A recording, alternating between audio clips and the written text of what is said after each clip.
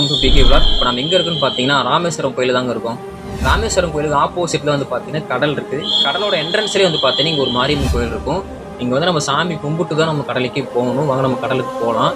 இன்னொரு மிகப்பெரிய ஒரு சிறப்பு என்னென்னா, ராமேஸ்வரத்தில் இங்கே இருக்கிற கடலில் வந்து பார்த்தீங்கன்னா அலைகள் இருக்கவே இருக்காது.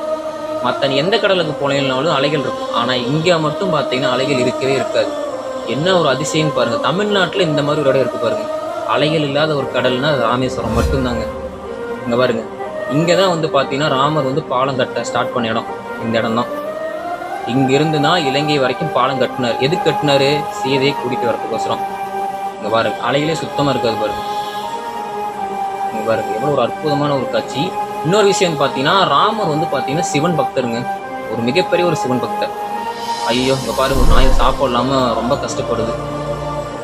போகிறப்ப நம்ம நாய்க்கு நம்ம சாப்பாடு ஒரு பிஸ்கட் எதுவும் வாங்கி கொடுத்துட்டு போகணும். இந்த பாருங்க, கடல் பாருங்க, ஒரு அழகாக அற்புதமாக இருக்கு பாருங்க. அலைகளே இல்லை பாருங்க. இங்கே பாருங்க, அஸ்தி கரைகள் பசங்க வந்திருக்காங்க பாருங்க.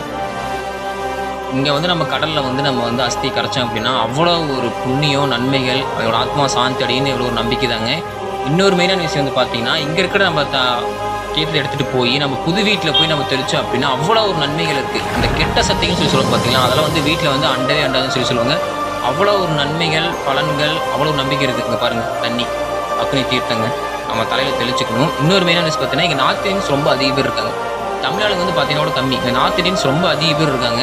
எல்லாருமே வந்து பார்த்தீங்கன்னா இங்கே இருக்கிற கடல் தண்ணி எடுத்துகிட்டு போய் வீட்டில் போய் எல்லாருமே தெளிக்கிறாங்க. வீட்லேயும் சரி, அங்கே இருக்கிற கோயிலையும் சரி தெளிக்கிறாங்க. ஏன்னா அவ்வளோ ஒரு வேல்யூவான ஒரு பிளேஸுங்க ராமேஸ்வரம். தேங்க்யூ.